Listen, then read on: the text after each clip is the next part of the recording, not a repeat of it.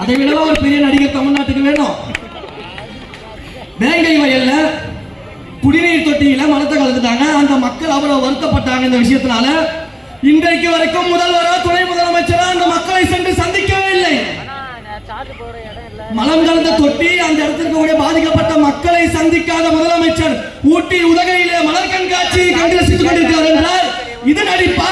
மக்களுக்காக தினத்திலும் குரல் கொடுத்துக் கொண்டிருக்கிற எங்களை பார்த்து நடிகர் சொல்ல முடியுமா?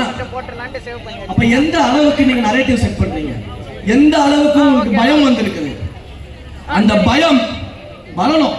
அதுதான் 2026 தேர்தல். காலாகாலமாக பணத்தை கொடுத்து வாக்குகளை வாங்கிடலாம். எப்படின்னா இவங்க ஆட்சிக்கு வந்துடணும், வந்துவிட்டு ஊழல் செய்யணும், மக்களை சுரண்டணும், மக்கள் பணத்தை சுரண்டணும், சம்பாதிக்கணும். அந்த பணத்தை தேர்தலில் மக்களுக்கு வாக்குக்கு பணமாக